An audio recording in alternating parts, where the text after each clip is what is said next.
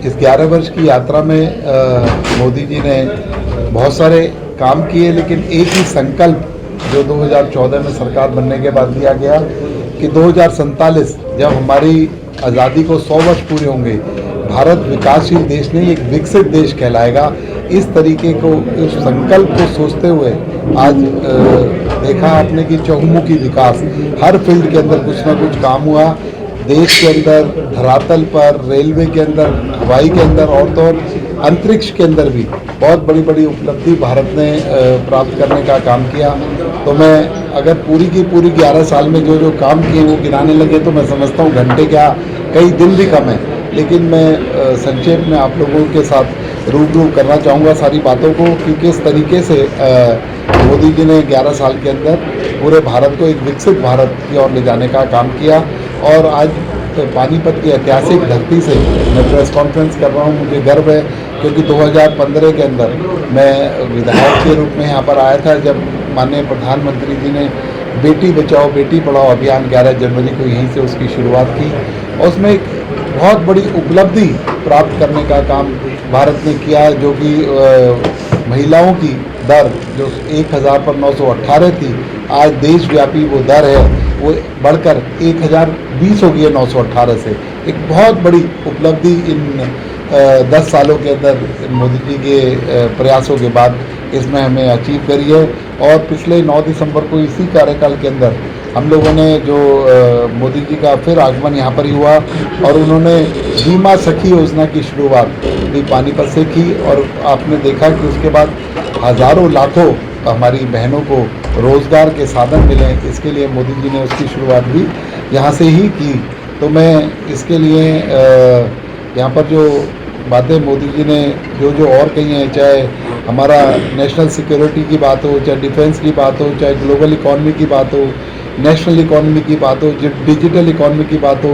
किसान कल्याण की बात हो, नारी सम्मान की बात हो, युवाओं की शिक्षा की बात हो,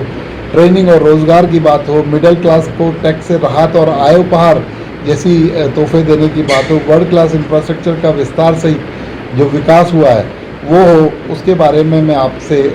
1 to 1 डिटेल में चर्चा करने जा रहा हूँ। तो मैं आप लोगों को यही आपके माध्यम से लोगों तक पहुँचाना भी चाहूँगा कि 11 वर्ष का जो काल है बहुत ही स्वर्ण काल रहा। और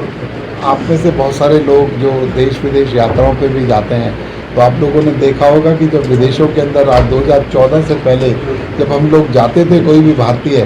तब उसकी क्या वैल्यू थी। और आज विश्व के लोगों को, विश्व की सरकारों को अच्छे तरीके से पता है ये भारतीय, इनके पीछे इनका प्रधानमंत्री खड़ा है, इनके देश की सरकार इनके साथ खड़ी है। और आज कोई भी व्यक्ति किसी भी तरीके की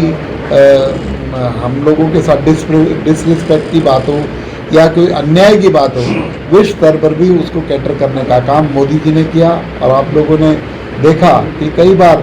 देश में ऐसी परिस्थितियाँ आई, चाहे रशिया का युद्ध हो जहाँ पर हमारे 23,000 से ज़्यादा स्टूडेंट फंस गए थे। कभी आपने सोचा था कि 2014 से पहले कि रशिया जैसा सशक्त देश रुककर 2 दिन तक लड़ाई को रोककर हमारे स्टूडेंटों को बाहर निकालने का काम करेगा।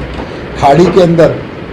जब युद्ध की स्थिति आई तो हमारे जितने भी रोज़गार करने वाले साथी वहाँ पर फंसे हुए थे उनको निकालने का काम किस तरीके से मोदी जी ने किया। तो देश के अंदर ही नहीं, देश के बाहर भी हमारे नागरिकों को सुरक्षित करने का काम 2014 से आज सरकारों ने करने का काम किया है। तो इसके साथ साथ ही हरियाणा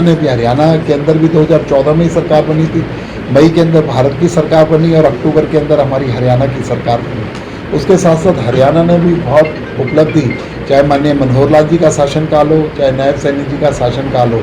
उस भारतीय जनता पार्टी की सरकार में अनेकों उपलब्धियां हरियाणा को प्राप्त हुई। आप लोगों ने देखा कि हरियाणा के अंदर जिसे पोर्टल की सरकार लोग, विपक्ष के लोग कहते थे, डिजिटल सरकार कहते थे, लेकिन उसने कितना बड़ा काम किया। पब्लिक इंटरफेस को ख़त्म करके एक भ्रष्टाचार को कम करने का काम भारतीय जनता पार्टी की सरकार ने किया। लोगों को ईज़ करने का काम भारतीय जनता पार्टी की सरकार ने किया। आज पोर्टल के माध्यम से सुविधाएं प्राप्त करना हो, चाहे कोई टैक्स पे करना हो, चाहे कोई फीस पे करना हो, रात को 12 बजे भी घर बैठे बैठे उसे सुगम बनाने का काम भारतीय जनता पार्टी की सरकार ने किया। ट्रेनों की बात हो, फास्ट ट्रेनों की बात हो एक्सप्रेसवे की चौड़ाई की बात हो और गांव-गांव के अंदर सड़कों से जोड़ने का काम हो, सभी के अंदर एक बहुत बड़ा एक लंबी लकीर खींचने का काम माननीय मोदी जी की सरकार में हुआ। राष्ट्रीय राजमार्ग में 55,000 किलोमीटर का इजाफा हुआ और गाँव में 3.96 लाख किलोमीटर सड़कें, 136 वंदे मातरम ट्रेनें और 3600 kilometre high speed rail corridor बनाने का काम किया, तो सिर्फ माननीय मोदी जी की सरकार के अंदर हुआ। तो मैं मित्रों यही कहना चाहूँगा कि हरियाणा ने बड़ी बड़ी परियोजनाओं की सौगात देने के साथ साथ, चाहे उद्योगों की बात हो, चाहे किसानों की बात हो, चाहे जवानों की बात हो, चाहे अपना ये लोगों के जवानों की बात हो, चाहे हमें लोगों को इलाज मुहैया कराने की बात हो, चाहे लोगों को और सुविधा राशन देने की बात हो, सभी में मैक्सिमम चीज़ों में हरियाणा अग्रणी रहने का काम पिछले 11 साल के अंदर किया है। तो मैं आप लोगों को ये बताऊंगा कि अभी प्रधानमंत्री नरेंद्र मोदी जी